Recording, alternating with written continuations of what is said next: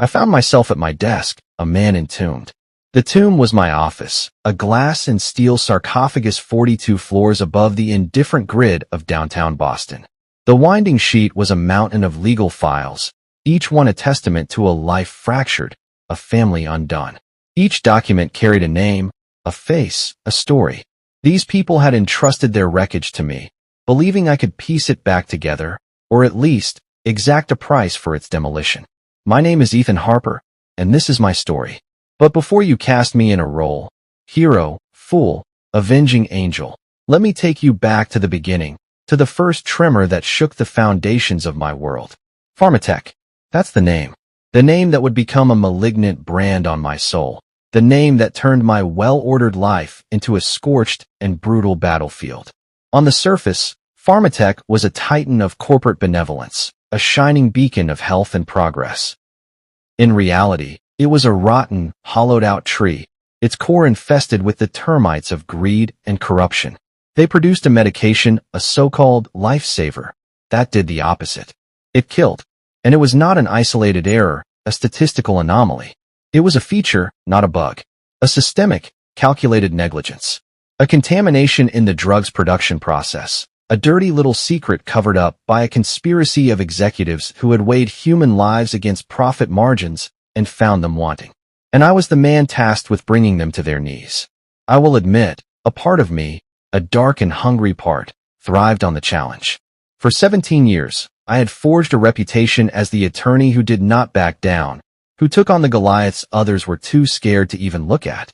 I was the man who lived for the fight, not for the victory lap. This case, however, was different. It was bigger, uglier, more personal than anything I had ever tackled. 300 families, a silent, grieving army, all looking to me to deliver a justice the world told them was impossible. And then there was Laura Martinez. She walked into my office, a small, bird-like woman clutching a framed photograph of her daughter, Marisol. The girl in the picture was beautiful, 17, her face alight with a future that had been stolen from her. She wanted to be a doctor, Laura told me, her voice a low, steady flame of rage. The irony was a physical, bitter taste in my mouth. A medication, a tool of the very profession she had aspired to, had been the instrument of her death. I don't care about their settlements, Mr. Harper, Laura said, her eyes, dark and fierce, locking onto mine. I want the truth. I want them to stand up in front of the world and admit what they did. That was the moment. The moment a case became a crusade. I wish I could tell you I handled it with grace, with a balanced, measured sense of perspective. I didn't. My dedication became an obsession. My office became my home. My home became a place I occasionally visited to sleep. I'd stay late, combing through mountains of discovery, drafting motions, preparing for depositions, fueled by coffee and a cold, righteous fury. Every night, I would tell myself, a familiar, flimsy lie, that I would make it home for dinner with my wife, Sophia, and our son, Ryan. And every night, I failed. Sophia was patient. At first, I understand, she'd say, her voice a thin, strained thread over the phone. This is important. But patience, like any resource, is finite. I'll never forget the night she appeared in my office doorway, a ghost from a life I was neglecting. I had missed Ryan's 5th grade science fair. You're out here saving everyone else's families, Ethan, she said, her voice not angry, but something far worse, weary. What about your own? I had no answer. I wanted to tell her that I was doing it for them, for Ryan, to build a better, safer world. But the truth, the ugly, selfish truth, was that the fight had consumed me. The victories mattered more than the sacrifices. I was blind to the collateral damage I was inflicting on my own home. And then there was Victor Lang, my colleague, my so-called friend. I had known Victor for years, trusted him. A fatal miscalculation. While I was burying myself in the Pharmatech case, he was busy burying me. He played the part of the supportive ally, offering advice, covering for me in meetings I'd missed. I didn't see the knife he was sharpening behind my back. Looking back, I wonder if it could have been different. Maybe a better man could have found a balance, could have been a husband, a father, and a crusader all at once. But when you're in the thick of it, when the stakes are literally life and death, balance feels like an unaffordable luxury. I didn't see it then, but the cracks in my life were widening into a chasm. And as much as I'd like to blame Pharmatech for the fall, the truth is, I was the one who handed them the hammer. That's the thing about crusades. They demand everything. And sometimes, they take more than you ever realize you have to give. Do you know what it feels like to stand on the edge of a cliff, to feel the solid ground beneath your feet begin to tremble? That's where I was when I first met Judge Harrison Preston. He was a man carved from granite, a no-nonsense, old-school jurist with a reputation for unimpeachable integrity and a deep, abiding contempt for courtroom theatrics. He wanted facts. Cold, hard, and unadorned. That suited me just fine. I didn't have theatrics. I had evidence. Enough to burn Pharmatech to the ground. I walked into his chambers that day with a fire in my chest. My team and I had unearthed a treasure trove of corporate depravity. Internal memos that read like the script of a villain's monologue. Executive emails where they openly discussed cutting corners on safety protocols to meet production quotas. Quality control reports, meticulously falsified. People had died, hundreds of them, because of a series of calculated decisions made in a sterile, high-rise boardroom. And I was about to make sure every one of those decisions saw the light of day. "These are strong allegations, Mr. Harper," Judge Preston said, his voice a low, calm rumble as he adjusted his glasses and scanned the documents I had laid out on his desk. But I saw it. A flicker of something in his eyes, behind the judicial calm. Disbelief, maybe. Or perhaps, the same cold, righteous anger that was fueling me. "We're alleging this pattern of negligence spans over a decade, Your Honor," I replied, leaning forward. "We've definitively linked their contaminated medication to over 300 deaths, and there are likely thousands more." Pharmatech's own internal risk assessment models calculated that it was cheaper to quietly settle the inevitable wrongful death lawsuits than it was to halt production and fix their manufacturing process. They knew their drug was tainted, and they kept selling it. Preston didn't flinch, but he let out a long, slow breath. "I will review this carefully. If what you've presented here holds up, Mr. Harper, you will have the full backing of this court." For the first time in months, a sliver of hope penetrated the dark fog of my obsession. But hope is a fragile, delicate thing, easily extinguished.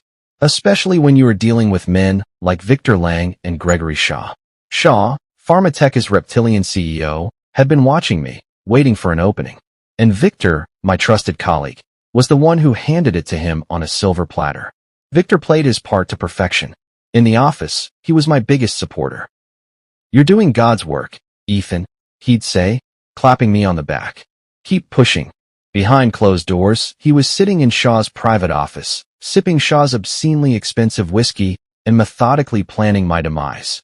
"Ethan Harper is relentless," Shaw reportedly told him. "He's not going to back down. What's the plan?" Victor's response was simple and chilling. "We either make him back down, or we make him irrelevant." I didn't know it at the time, but their first target wasn't me. It was Judge Preston. He had begun to receive anonymous threats, late-night calls warning him to tread carefully. His clerk, a sharp, observant young woman named Nina Cooper, noticed the change in him, the new, hunted look in his eyes. She started her own quiet investigation, reviewing a pattern of his past rulings tied to other powerful corporations, and the deeper she dug, the more troubling the connections became. Meanwhile, Shaw and Victor were working their angles. Shaw wanted the case buried, at any cost. "Do what you need to do," he told Victor, during one of their many clandestine meetings. "But make sure it doesn't lead back to me." Victor was a master strategist. He knew a direct attack on me would be risky, messy. Instead, he targeted the pillars that were holding my case up. Judge Preston was the central pillar. And if Preston couldn't be swayed by threats, well, Victor had contingency plans for that, too. I can still remember the last conversation I had with Judge Preston. He called me late one evening, his voice quieter, more weary than I had ever heard it. "Ethan," he said, "this case, it's bigger than you realize. Be careful." "Bigger how, Your Honor?" I asked, but he wouldn't elaborate. He just told me he'd see me in court the following week, and then he hung up. That was the last time I ever spoke to him. I had no idea that while I was celebrating the small victory of having a judge on our side, Victor and Shaw were meticulously setting their trap. The ground beneath my feet wasn't just trembling anymore. It was already crumbling. and I was about to fall into an abyss I never saw coming. When you're fighting a monster like Pharmatech, you expect the battle to be brutal. You expect them to play dirty. What you don't expect, what I never could have expected, is for them to burn down the entire battlefield, rewrite the rules of war, and then frame you for the arson. The phone call came in the dead of night, that specific, soul-chilling hour when the world is at its most silent and vulnerable. I was half asleep, the weight of the case of physical pressure on my chest. Ethan Harper, a voice, sharp and clinical, cut through the fog of my sleep. "This is Detective Vargas, Boston PD. We need you to come down to the station." It felt like the floor had dropped out from under me, like I was in a freefall. Judge Preston was dead, murdered, beaten to death in his own chambers, with his own gavel. The air left my lungs in a ragged, painful gasp. This wasn't just a murder. It was a message, a brutal, medieval, public execution. And it didn't take long for me to realize who the message was for, and who they wanted to pin it on. Me. They didn't waste any time. The case they built against me was a masterpiece of malicious fiction, a perfectly constructed narrative of my guilt. A trail of evidence, so neat and tidy it could only have been planted, led straight to my door. A monogrammed cufflink, an EH in elegant, silver script, found at the scene. A bloody fingerprint on Judge Preston's desk, a supposed match to mine. Security footage from the courthouse garage, conveniently showing my car parked there late on the night of the murder. And the final, brutal blow. Anonymous witnesses suddenly materializing, claiming I had been seen in a heated argument with Preston, that I had threatened him after our last meeting. Threatened him? I had revered him. He was the one honest man in a system rotten with corruption. Why in God's name would I harm him? But the evidence didn't care about logic. It didn't care about the truth. It was cold, calculated, and utterly damning. The betrayal came next, swift and surgical. Victor Lang, my colleague, my friend, my Judas, stepped forward to cooperate with the investigation. He painted a picture of me as a man obsessed, a lawyer so consumed by his crusade that he would stop at nothing to win. He told them I was a zealot who would even take out a judge who didn't rule in his favor. But the knife that cut the deepest, the one that severed the last remaining tether to my old life, was wielded by Sophia, my wife, the mother of my son. She sat on that witness stand, a portrait of calm, sorrowful composure, and she corroborated their story. She told the court how I had become consumed by the case, how I was a stranger in my own home. And then, the lie that sealed my fate. She testified that I had come home late on the night of Preston's murder with blood on my shirt. He said it was nothing, she said, her voice steady, her eyes meeting mine for a brief, chilling moment. But his hands were shaking. I stared at her as she spoke, searching her face for a flicker of regret, of guilt, of the woman I had once loved. There was nothing, just the cold, precise delivery of a woman who had made her choice. I didn't know it then, but Victor had been in her ear for weeks, whispering promises of a new life, a fresh start, a future unburdened by my obsessive, failing crusade. The trial was a circus, a piece of high-stakes, legal theater with a predetermined ending. The prosecutor spun a compelling tale of a crusader gone rogue. My defense team was outmatched, outmaneuvered at every turn. Evidence that could have cleared my name mysteriously vanished. Witnesses who could have provided an alibi suddenly changed their stories, their memories clouded. It was over before it even began. The jury found me guilty in 6 hours. First-degree murder. Life in prison, without the possibility of parole. I will never forget the look on Sophia's face as the verdict was read. I had expected grief, perhaps, or even a cold relief. But what I saw was something else entirely. Satisfaction. She hadn't just helped them frame me. She had wanted me gone.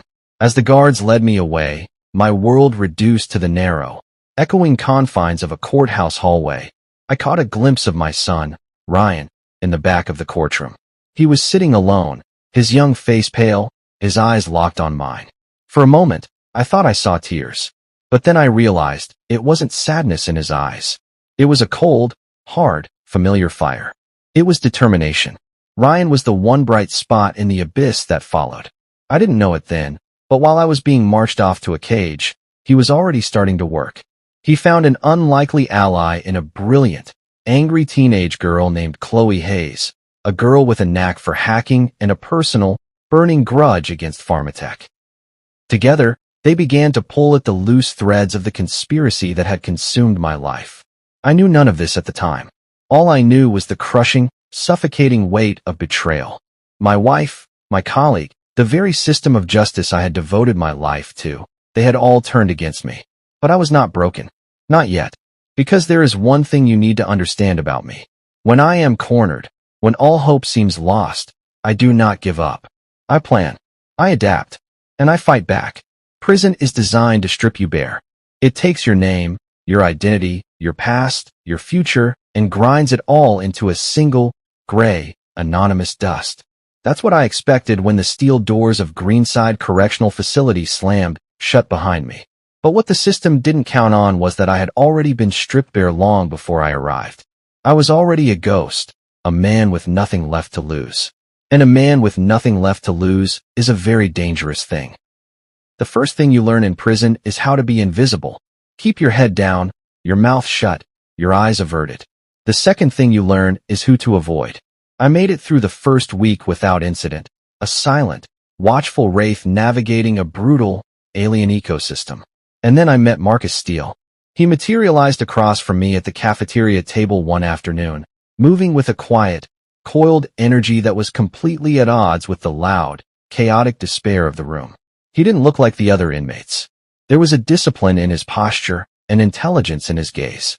"You're the lawyer," he said, his voice a low, steady rumble. It wasn't a question. "The one who killed the judge."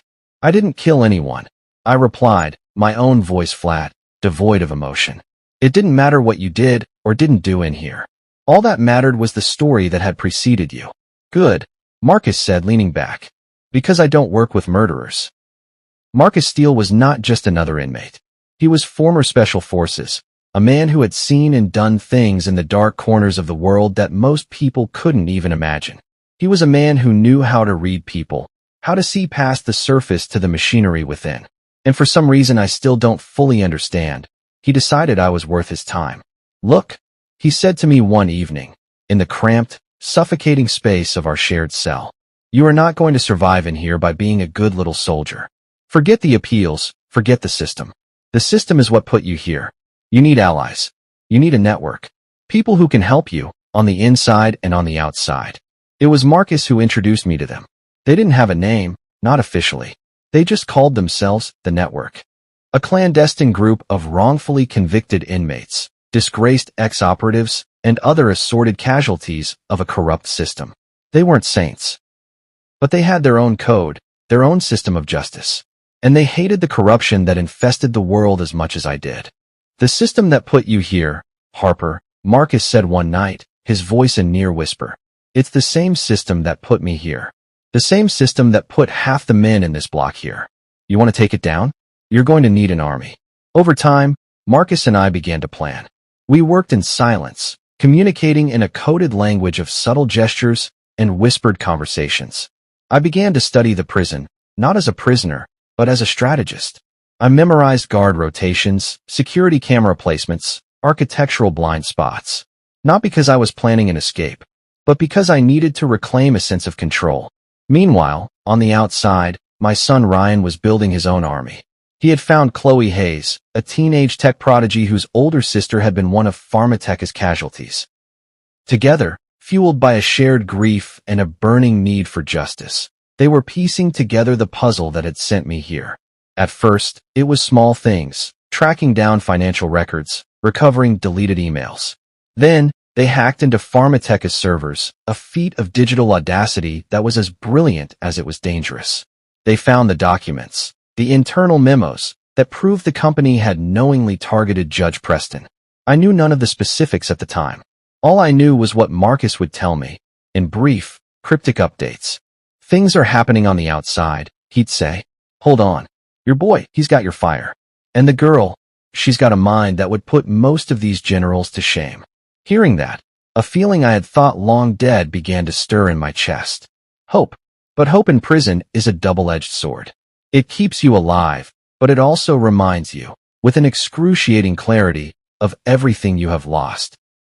One day, Marcus brought me a piece of news that hit me like a physical blow. "Your wife," he said, his voice carefully neutral as he watched my reaction. She's been meeting with Victor Lang. Regularly. I wanted to rage. I wanted to scream. I wanted to smash my fist against the concrete wall until the bones broke. But I did nothing. I just sat there, staring at the wall, the betrayal a cold, dead weight in my gut. It wasn't just that she had helped them frame me. It was that she had joined them. Use it, Marcus said, his voice calm but firm. Every bit of that anger. Every ounce of that pain. Let it be your fuel. Let it keep you moving forward. And so I did. I began to help the other inmates in the network with their legal cases, drafting appeals, finding loopholes. I wasn't just Ethan Harper, the disgraced lawyer, anymore. I was becoming something else. Something the system had not accounted for. What I didn't realize at the time was that Ryan and Chloe were not just trying to free me. They were laying the groundwork for something much bigger. They were uncovering a conspiracy so vast, so deeply entrenched, that it reached far beyond pharmatech. And when the time came, I would be ready. But for now, all I had was time. Time to plan. Time to adapt. And time to become the weapon my enemies would never see coming. They say the truth will set you free. What they don't tell you is how hard the truth is to find when it has been deliberately and systematically buried under a mountain of lies, money, and power. In my case, the truth wasn't just buried. It was entombed, locked away behind walls of corporate and legal corruption. But even the strongest walls have cracks. And my allies, both inside and outside the prison, were experts at finding them. I owe my life to Owen Brooks. He was my former private investigator, a grizzled, cynical bloodhound of a man with a talent for seeing connections where others saw only chaos. While I was rotting in my cell, Owen was out there, pulling on the threads that no one else dared to touch. He started with the so-called accidents. The half-dozen pharmatech whistleblowers who had mysteriously died just before they were scheduled to testify in various lawsuits. The official reports were a litany of mundane tragedies. Car accidents, suicides, unfortunate falls. To Owen, it was a pattern. And when Owen smelled a pattern, he would not let go until he had unearthed the truth. Then there was Lila Graham, a journalist with the tenacity of a bulldog and a complete and utter contempt for corporate power. If Owen was the scalpel, Lila was the sledgehammer. She had no patience for subtlety. When she got wind of what Owen was digging up, she jumped in headfirst. Together, they began to weave a tapestry of corruption that tied pharmatech to a much larger, more sinister network. But the real game changer, the key that unlocked the whole conspiracy, came from the one person I never would have expected. Nina Cooper, Judge Preston's former clerk. She was a quiet, meticulous woman I had only met a handful of times. After Preston's murder, she had been terrified, and rightly so. But Owen and Lila, with their unique blend of relentless persuasion and moral clarity, convinced her to come forward. "You have the missing piece, Nina," Owen had told her. "Without you, this whole thing dies." Nina didn't just bring a missing piece. She brought a treasure trove. Judge Preston, it turned out, had been keeping his own secret records. Handwritten notes, copies of emails, and a detailed ledger, all documenting the bribes and threats he suspected pharmatech was funneling to corrupt judges and politicians. He had given a copy to Nina, as a safeguard, just weeks before his death. And then there was Erin Taylor, Victor Lang's long-suffering executive assistant. For 8 years, she had quietly endured his arrogance, his cruelty, his casual corruption. What Victor didn't know was that Erin was paying attention. Every shady meeting, every off-the-record call, every document that crossed his desk. She had documented it all. When she finally decided to come forward, she brought a mountain of evidence that tied Victor directly to the plot to frame me. What struck me most about these people, as Marcus relayed the updates to me in our cell, was their quiet, ordinary courage. Nina, who could have stayed silent and safe. Erin, who had risked everything to stand up to her monstrous boss. Owen and Lila, who fought not for money or fame, but because it was the right thing to do. Meanwhile, Ryan and Chloe were continuing their digital assault. They had broken into Pharmatech's email servers again, uncovering correspondence that made my blood boil. One email, from Gregory Shaw himself, was particularly chilling. Harper is a loose end. This case cannot go forward. He cannot walk away from this, not alive and not innocent. It was a death sentence and a backup plan, all in one. Ryan also discovered something else. Victor wasn't just framing me to protect Pharmatech. He was doing it for a promotion. The company had promised him a seat on the executive board, a 7-figure salary, and a golden parachute, all in exchange for my successful conviction. The pieces were falling into place. But it wasn't enough. We needed more. More evidence. More witnesses. More leverage. They have an army out there. Harper. Marcus would remind me every night. You can't win this with a single sniper. He was right. I realized then that this was no longer just about clearing my name. This was about taking down a system so deeply entrenched, so protected by layers of wealth and influence, that it thought itself untouchable. I had spent my life fighting for justice for others. Now, I had to fight for it for myself. But I wasn't fighting alone anymore. My army was growing. And while Pharmatech and their cronies thought they had me safely caged, they couldn't see the storm that was gathering just beyond their gilded walls. The cracks in their fortress were widening. And soon, those walls were going to come crashing down. They say the truth will set you free. What they don't tell you is that the truth, in its raw, unadulterated form, is a messy, brutal, and often terrifying thing. They also don't tell you that sometimes, the truth is unearthed not in a hushed library or a sterile laboratory, but in a cluttered suburban garage, by two teenagers fueled by grief, rage, and an obscene amount of caffeine. Ryan and Chloe had transformed her family's garage into a makeshift digital command center. It was a buzzing, chaotic hive of whirring servers, tangled cables, and screens filled with endless, cascading lines of code. Ryan, my son, had my determination, my relentless, single-minded focus. But Chloe had a kind of brilliance that was almost frightening, a mind that could see the hidden architecture of the digital world and bend it to her will. She had turned her grief over her sister's death into a weapon, a digital scalpel sharper than any sword. At first, I knew only the broad strokes of what they were doing, gleaned from Marcus's cryptic, whispered updates. Your boy's got some fight in him, he'd say. And the girl, she's smarter than anyone in this place. It started with the emails. Chloe sliced through Pharmatech's firewalls with an elegance and audacity that was breathtaking. What they found was a cesspool of corporate depravity. Executive-level communications detailing, in cold, clinical language, their calculations of acceptable loss, the number of patient deaths they could tolerate before a recall became more cost-effective than a settlement. Messages from Gregory Shaw, discussing Judge Preston not as a man, but as an obstacle to be removed. Then came the financial records. Chloe dug deeper, a digital archaeologist, tracing a complex web of offshore accounts, shell corporations, and laundered money. They found the payments, the bribes funneled to judges, lawyers, and politicians.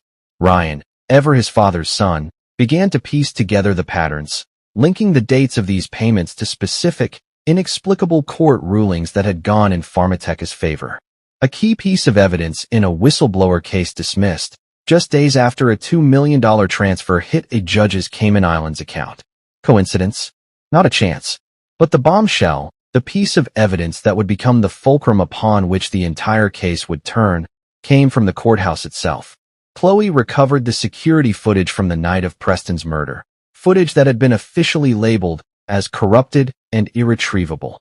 After hours of painstaking work, she restored a grainy, but unmistakable, video.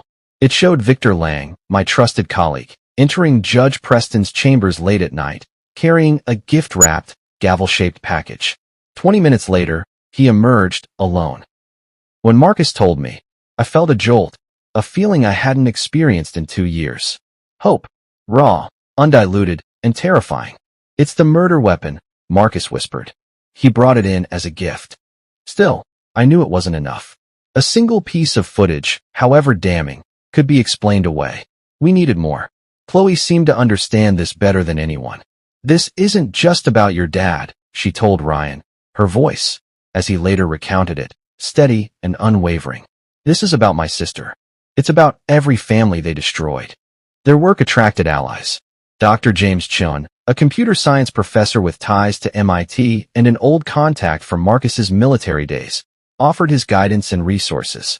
He provided them with access to servers and software that were light years beyond what they had cobbled together in the garage. And he brought them something even more valuable. The missing courthouse footage, the data that had been professionally wiped. Data is never truly gone, he told them. It just hides. The restored footage was the final nail in the coffin. It showed Victor leaving the courthouse much later that night, his demeanor calm, his hands clean. But when cross-referenced with the earlier video of him entering with the gavel and the subsequent discovery of his fingerprints on the murder weapon, it painted a damning, irrefutable picture. Ryan and Chloe then turned their attention back to Pharmateca's servers. They found the final, chilling exchange. "Harper is a loose end," Shaw had written. "Take care of it." Victor's reply, asterisk already in motion. "Preston first, then Harper, asterisk." As I sat in my cell, absorbing these updates through Marcus's whispered reports, I couldn't stop thinking about my son. He wasn't just fighting for me. He was fighting for an idea of justice that I, in my cynicism, had almost forgotten existed. And Chloe, she had transformed her personal tragedy into a crusade. The truth, it turns out, is a magnetic force. It attracts allies. Ryan and Chloe weren't just uncovering evidence. They were building a movement.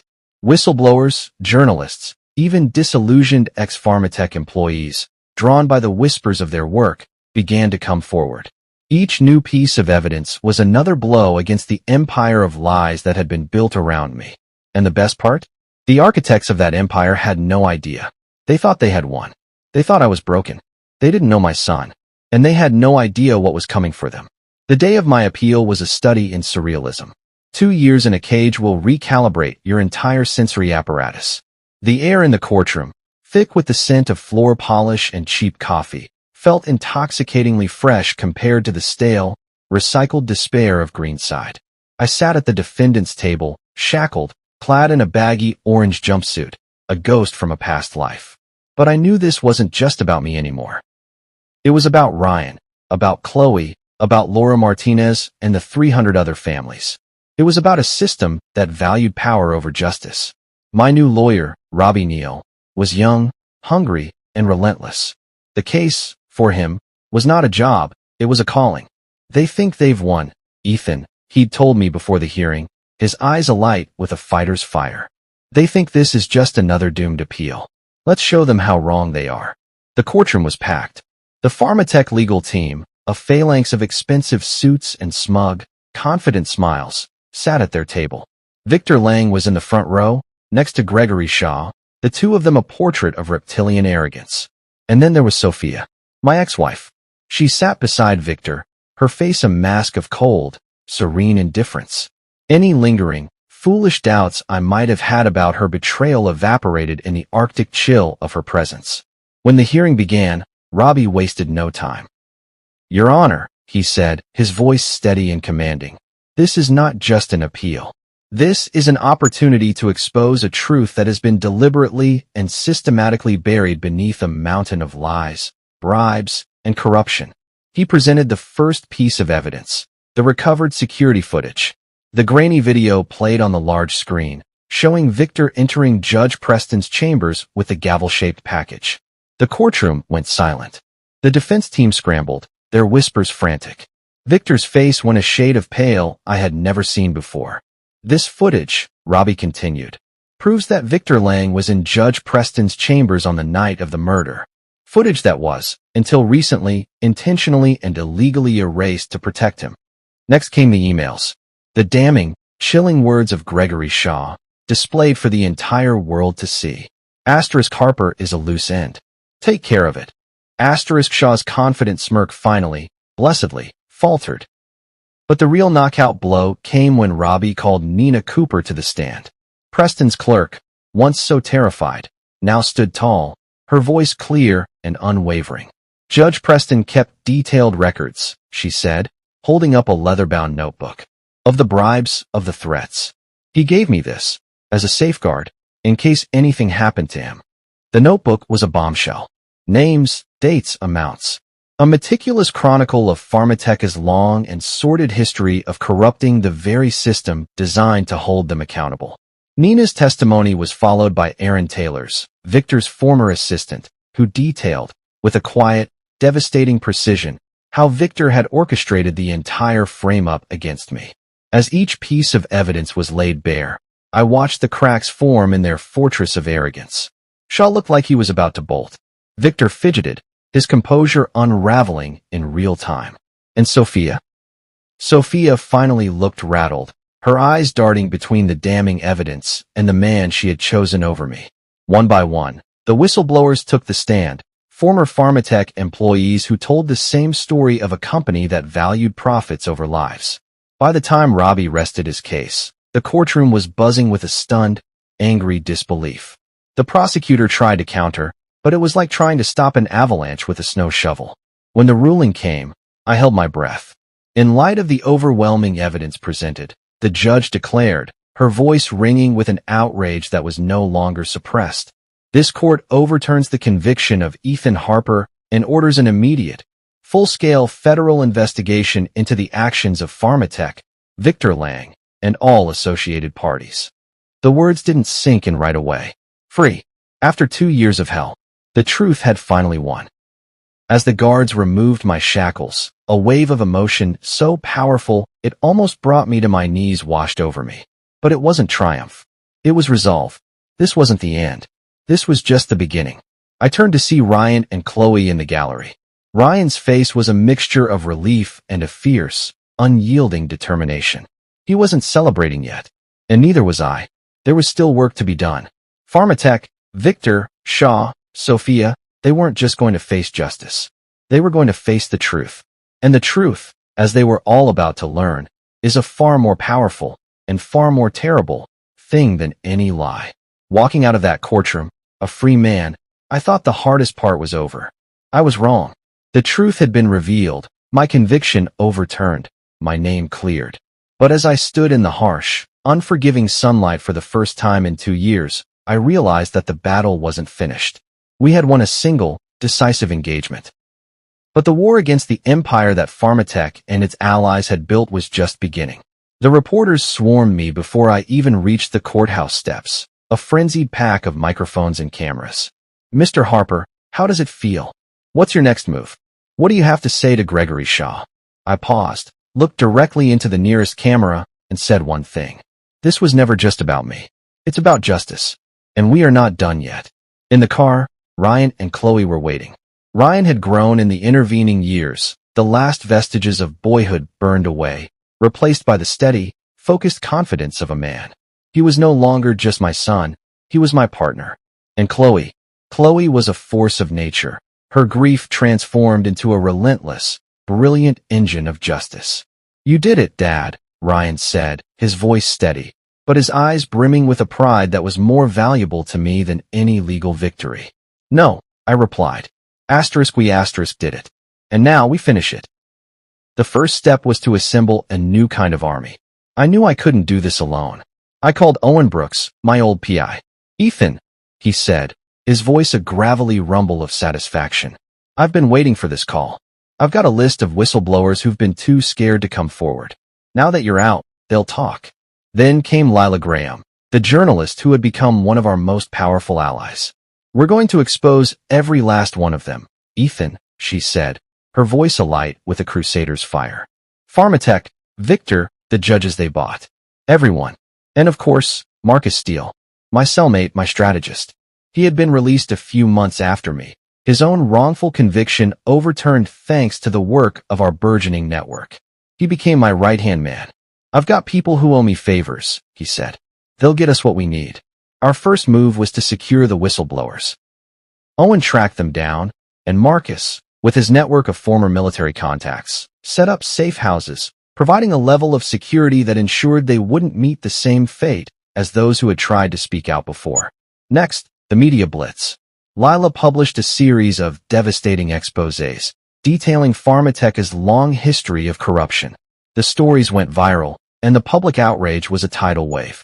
Meanwhile, Ryan and Chloe continued their digital war.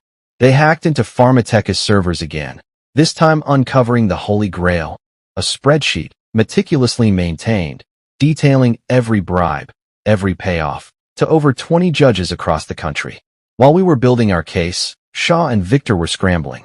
Shaw, ever the businessman, tried to cut a deal, offering a massive settlement to the families. I rejected it on live television. Settlements don't bring back the dead, Mr. Shaw, I said. And promises don't erase decades of corruption. You don't get to just walk away. Victor went to ground, trying to move his assets offshore, to disappear. But he couldn't run. With Aaron Taylor's damning testimony and Chloe's digital trail, we had him cornered. Federal agents arrested him at a private airport as he was about to board a flight to a country with no extradition treaty. The final blow came during a series of federal hearings. The evidence we presented was an avalanche. Dozens of whistleblowers, thousands of documents, secret recordings. The entire corrupt machine was dragged, kicking and screaming, into the light. Pharmateca's stock plummeted to zero. The company declared bankruptcy. Its assets ceased to pay the billions owed to its victims. Shaw and Victor were both sentenced to life in prison, their empires in ruins. As for me, I didn't feel triumphant. Not yet. This was never about revenge. It was about ensuring that no one else would ever have to suffer what the Martinez family, what my family, had suffered. Pharmateca's downfall wasn't the end of the battle. It was the spark that ignited a movement. We formed the Integrity Reform Initiative, the IRI. It became more than just a group of lawyers and investigators. It became a force for change. Whistleblowers from other industries, banking, energy, tech, began to reach out. Their stories a horrifying echo of Pharmateca's corruption. Ryan and Chloe became the heart of the IRI. Their brilliance was the engine of our work. They developed an algorithm that could detect patterns of corporate and political corruption, a digital bloodhound that could sniff out the scent of a bribe from 1,000 miles away. One by one, we began to take them down. We weren't just fighting corporations anymore. We were fighting the system itself. A system designed to protect the powerful. Judges were unseated. Executives were prosecuted. Laws were rewritten. My relationship with Ryan and Chloe grew stronger, a bond forged in the crucible of our shared fight. The scars from Sophia's betrayal, however, lingered. She had been sentenced to 10 years for her part in the conspiracy. I heard she wanted to reconnect with Ryan. I left the decision to him. He visited her once, taking Chloe and their own young children. He came back, his face a quiet, resolute mask. She said she was sorry, he told me. But I don't think she'll ever really understand what she did. Sophia died a few months later, alone in her cell.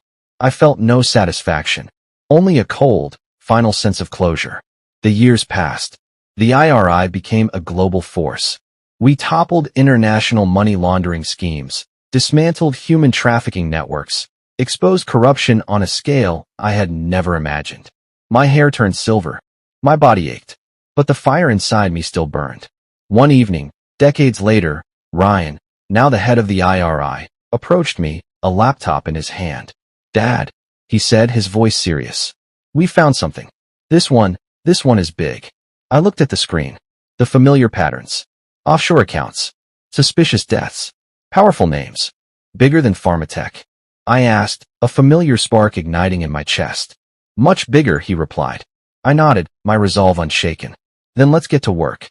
Justice isn't a destination. It's a horizon you are always moving toward. It's a battle you fight every single day, knowing that the moment you rest, the forces of greed and corruption will begin to rebuild their empires." They thought they had broken me, silenced me. Instead, they forged me into something stronger. A weapon. A shield. A man who understood that justice isn't found in a courtroom. It's found in the relentless, unwavering, and eternal pursuit of the truth. And as long as I had breath in my body, I would keep fighting.